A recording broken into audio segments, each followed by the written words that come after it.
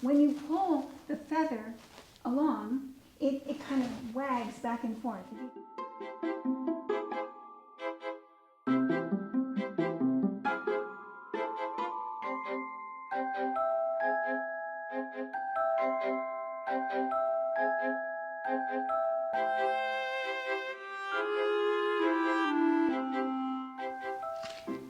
Hello all my channel mammals.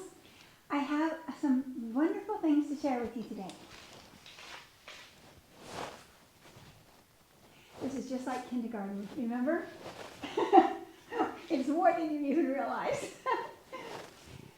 This is an example of a drawing that we did of an armoire that we designed when we were MacKenzie-Childs. I mean, we're still MacKenzie-Childs, but when we had the whole team down the road.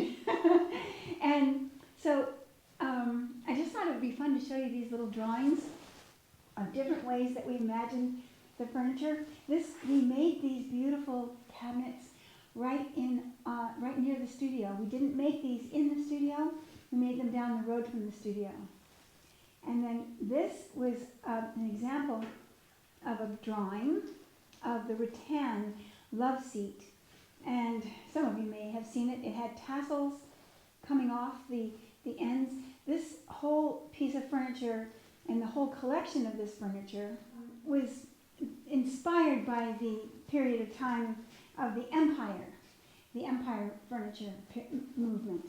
And it was after the Victorian times, and it was big, smooth, rolled ends and heavy, very heavy furniture. And I loved it. And so these are like a big rolled end, and the back rolls back. And then there was a matting that went over the furniture of tapestry and hung down with a fringe on the edges. And we had tassels coming out of these rolls and off the two rolls at the back. And these were ceramic feet. These also were ceramic feet. And this tassel was a ceramic tassel. And that's an important thing that was very prominent about the movement of MacKenzie-Childs. And is that it was the first time that, that a lot of different materials were mixed in furniture. And because we were first working in ceramics and in sculpture, we were familiar with lots of materials. And we worked with all kinds of materials, not just fabric. So these rattan things are like on kind of an upholstery of rattan. And it was kind of a new part of the way people saw rattan at that time. And this little stool, it was so sweet. And it was like a little chair in itself, but a comfortable place to put your feet. And then let's see what else we have in our little grab bag. Oh, we also had a tall floor lamp made of ceramic. And it was all painted. Oh, we also had it in what we called the bistro direction. We started out with some of our dinnerware we transformed into being white, because we loved it when it was just white as well. It showed off the texture and the forms of the dishes better, and it was a really fun thing to entertain. And so anyway, but we also originally it was all painted, and this was one of our earliest pieces. This was made when we were still under the Fargo Bar before we moved to Walcourt and before we moved to what is now MacKenzie-Childs, which once was a dairy farm. And then here's another, and there are stories to go with all of these, every single one. And someday I will take them, each one, and give you the stories that go with them. This was a little Bombay chest. Isn't it fun to see them as little drawings? Again, with little ceramic feet. And we also made it with little rabbits for feet. And this is another kind of a stool. It was taller than this one. And it was a large stool. 2 or 3 people could easily sit around it. Like one person could be having a conversation with people over here, and another one could be having with people over here, and somebody else could be talking to somebody else on another little stool. And it was a big octagonal shape with big ceramic feet. And then here's another one. This one was based on a French chair called a sheaf chair. And it's called a sheaf because the spray of bamboo is what this is traditionally made of in the back, which gives it flexibility when you sit in it, was like a sheaf of wheat, you know, tied in the middle. And it would come together in the middle. And we again, being coming out of a mixture of materials ourselves, we had a little basket of ceramic flowers that was formed to fit the back of your back here, and ceramic knobs, and then every kind of painting. We had gold leaf and ceramic decals, and we wrapped some of the legs in newspaper. It was quite a shock to the furniture and home decor, decorative arts in general. Cooper Union was watching us very carefully, the museum in New York, because we were disturbing all the traditions that were supposed to be the final idea. This one was what we called a fish chair, and it's really a ladder chair, a ladder back chair, but instead of the struts of wood, we made ceramic fish that were the shape of your back. They were just slightly curved, and then a kind of tuffet shape for the seat. And again, unusual painting and elements involved in each one. So here's a nice little side table with a lamp sitting on it. And this was a drawer in the front. It had tassels all the way around and a wallpaper on the legs. Putting wallpaper on furniture was just, you know, unheard of and almost, shocking. To some it was, you know, kind of sacrilegious. But we had fun. And there's, again, in the real piece, there's so much activity. And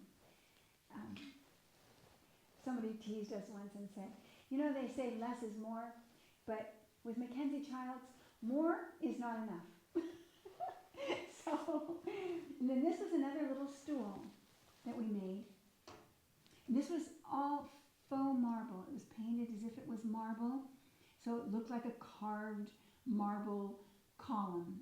That would be in a grand courthouse or something. And then we had a floppy little cushion with the 4 tassels which held it in place. Last but not least, our most popular item, if you will, was the tuffet. This little tuffet. People from all over the world bought that tuffet, and it was given to royalty and dignitaries as gifts, and all kinds of interesting places this little tuffet can be found. Wouldn't it be fun to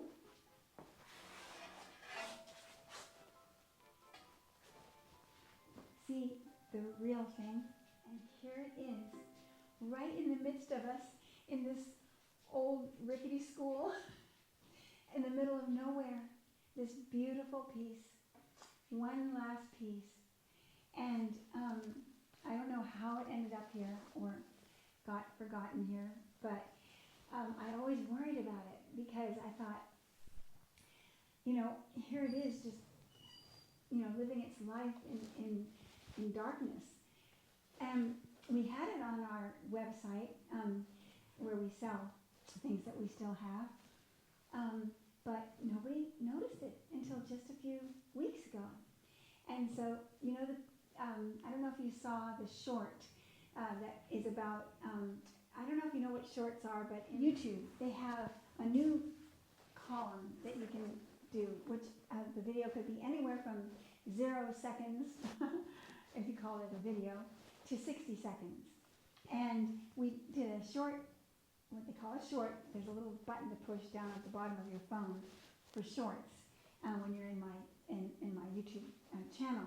And so we did one about a table, a turtle table, that the same people also purchased.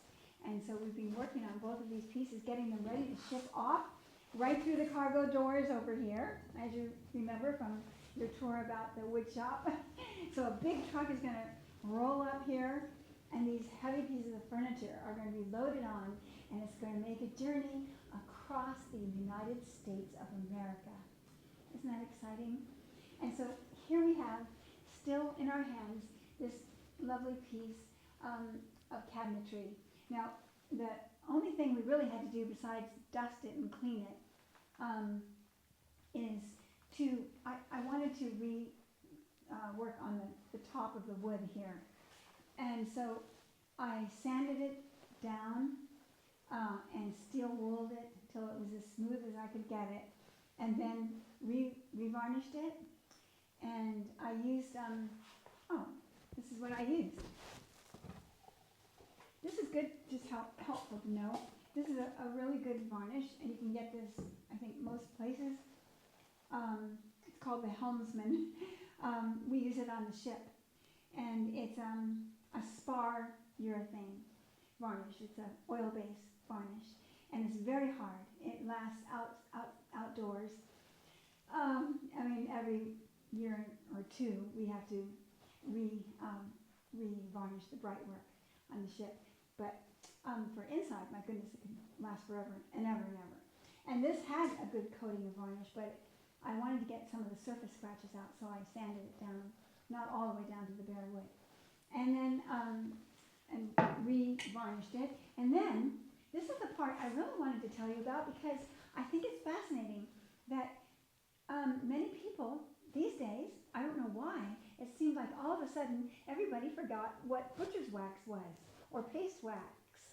And it's odd, because we used to, I think it was very common for most people to know. And people wax their furniture with it, and buffed it up, and it's just an easy home thing to do. You don't have to have any equipment or machine or anything. But anyway, we finally, after scouring the whole eastern seaboard, we found somebody in one of these hardware stores that knew what paste wax or butcher's wax was. It's just like, it's kind of like shoe polish, but it's not as stiff. It's a little sort of more silky. I'll show you here. I love the smell. It's kind of like a gasoline smell or a turpentine smell. So this is it. And you see, and I always keep a rag in there, because the more saturated it is, the more wonderful it is to work with. So you see it has a little sheen when you mix it around like that. And it's kind of like a beeswax, but it's not made with beeswax. It's made with some kind of oil product. Okay, so that's what I did. I put about 4 coats of paste wax on here and buffed it up after, a couple of hours each time. And so now it's got this wonderful patina. It's not like a varnish. It's a different feeling after the varnish. It's a buttery feeling. Now let's go ahead and kind of roll down the whole piece here. We used ceramic knobs. This is our fish knob, and with this long drawer in the center. And then on the little side drawers here, we have the this little knob, which we call Madison. Madison is named after the little town down on the Ohio River in Madison, Indiana, on the edge of Kentucky, Milton, Kentucky, which was a teeny tiny little town where you didn't need any ID to get money out of the bank even. I mean, it was so small. Everybody knew everybody for all of that whole area of Kentucky.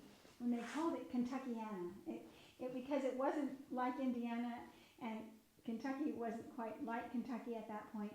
It was this beautiful blend of 2 cultures bridging the Mason-Dixon line, which once was a deadly line across our country. and it's still there, actually, made of shale and all kinds of rock, layer upon layer, and it was a long stone wall that was made to disconnect the South and the North of America. But it was a beautiful place to learn. It's where we joined 4-H, became little farmers and homemakers, and almost everything I give credit to comes from that region. When we moved from the most beautiful state in the nation, California, into the Midwest, which was such a foreign land for us. Even the language was different. And then now to the east. So we've gone all the way across and taken these cultures with us and things that we learned along the way, and including naming one of them Madison to honor that period of our lives. And then as you move down the piece, you see how we really expressed all this idea of mixing raw, unpainted, it's varnished, but unpainted wood in its natural state with simple primary colors, and then this beautiful, and this is gold, like a gold patina. It's a bit dulled right now. You can see it a little bit over here, but it's not gold leaf. Some of the things we did were gold leaf. This is more like a gold paint. So it's just a kind of a bronzy tone to it. And then these little pink and yellow checks all the way along. Is so adverse to the style of this furniture, which is another shocking thing, to turn it into a circus wagon, basically. That's what it's like to me. It's just like a circus wagon. And a circus was never thought of as high-class art or design. It was gypsy-like. It was a little crude. It was everything that, in a way, was not thought of as the highest of qualities. But by our sense of play and our appreciation, our sincere appreciation of all the layers of culture and history and all the layers of society coming together, it became its own statement that enveloped everyone. Everyone felt a part of it. It made everybody giggle. And so that humor is what we're celebrating right here. And then, as you see here, who would ever wallpaper wood furniture? You would never do that. You would just want to polish the wood and look at the beautiful grains of wood. You wouldn't paint it even. But we brought the wallpaper right in, and then we painted murals on the face of these little cabinets with these little wooden frames, kind of Baroque frames, or Rococo, has a kind of Rococo attitude to it. And all of our paintings were of Cayuga Lake because when we would set the painters up at easels, you have to have something to paint. And so we thought, well, our still life is this beautiful view of Cayuga Lake, where the studio was right there on the bluffs of the lake. So you see the lake peeking out from under every single thing we made. And then the last element, or one of the last elements I want to tell you about, is the marble. Now this is what they call faux marble or fake marble. And we used to preen or take the preened feathers from the chickens that we had at the studio. When they preen themselves, they pick out the old feathers, and we would collect them in a basket and use them dipped in our palettes of paint, or pulled across the palettes of paint. And then when you pull the feather along, it kind of wags back and forth. If you just take a feather and put it and run it down your arm or whatever, you'll see the little ends of it kind of fluttering. And it's interesting because a feather is from a natural form, and marble is a natural form. One is soft and one is hard. But when they come together and make this faux sense of things, that's why you're able to get these little shadows of color and light. And we would dip it in different colors as we went to bring out layers of the formation of marble, and then we use stippling brushes too to fade out colors and fade into others, just the way it would be. And there's a quality about it that's different than marble, of course, and it's not a photographic reproduction. But it has its own being, you know. It's just as natural as those elements, the chicken feathers and the stone of the earth. So these keyholes, of course, hold keys which are inside, and I don't have the key to open it. But what hung from the keys are tassels. Now I actually have a couple of tassels here. They don't have keys on them. They were just ones that we happen to have. The only two tassels we have here. But this is another important part of the change in history that the MacKenzie-Childs movement has brought into being. When we went to France to make tassels, we knew we wanted to have, this is called the dolly, or the doll. I think it's called the doll of the tassel. And it is kind of like a doll here. But you know, they made elaborate ones, but they were always made of wood and wrapped in threads, beautiful silk threads, and all kinds of tassels. And it's called passementerie. Anything made with these threads and braided and macrame and all the elaborate things that they would make, it's all under that title. And there is nobody, or was nobody in America that made passementerie. So we had to go to France, and for us, and out to the countryside, and oh, it was just glorious. And I'll never forget the family. They were the sweetest people, and we worked specifically with the father and the son in the family. I must have met the others in the family, but I don't remember them well because these are the gentlemen we worked with. And they were so shocked that we were making tassels with ceramic tops on them. They were absolutely shocked. They'd never heard of anything like it. And you know what was great about it? They were shocked in a gleeful way. You would have thought that they'd be so impressed with their centuries and centuries of fine workmanship done only with these particular materials, that somebody to come and rock the boat and bring in ceramics into a tassel, but they were absolutely delighted. It was like, I don't know, I think it was just like the sugar on top for them. It was really precious. So we had a wonderful relationship, and they supported and loved everything we were doing. And this is where we made the skirts of the tassels, was there. And then we put them all together. But aren't they lovely little expressions? Now, this is gold. This is genuine gold. and whereas I was talking about this being like a gold patina or paint, it has no gold in it. I don't think it has some other metallic element. But this is actually fired on. It's ground very fine and mixed with some oil, so it can be brushed, and it's fired at a low temperature because gold is a very low melting point compared to these other ceramic elements like manganese and chrome. This is iron mixed with other materials to get all these different facets, of course, other colors, but they're all natural stone colors, but they have much higher melting point. So this has to be put on at the end and fired lower over the Majolica glaze. So anyway, this is what it would look like when they would be on here. When the cabinet doors are open, you pull the key and twist it, turn it, and there's your tassel will be there.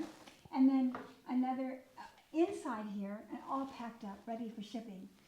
I wasn't intending to share this with you, so that's why I didn't keep all the elements out. But there are rods that people use. I don't know if they're included with it or not. They go into these holes and they're put in with a nut and a washer.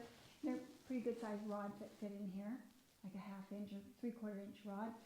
And it comes up through, and these ceramic elements, ceramic pieces that we designed and made, all different shapes, fit together, and they're flat on the top of each one, and a shelf is placed there with a molding on the edge. Not like this molding, but just so you know what I mean by a molding. So there'll be a molding edge on the edge of each shelf. And sometimes there's even a little fringe comes between the shelves. So it makes it even more like, I don't know, that Circus Wagon idea, or a surrey with a fringe on top, or any of the other things that just went over the top in different periods of history.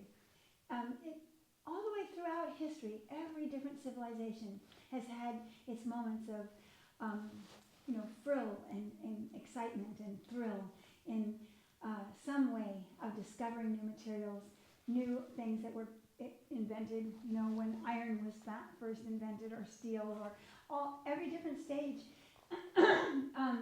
There was just opulence and glee celebrated by using these materials in people's homes and palaces and cabins and cottages all throughout time. So we're very grateful to be here celebrating it with you in a new kind of discovery, which is virtual. I mean, isn't it phenomenal? That's what this is the time. This is the phenomenal period. Good night.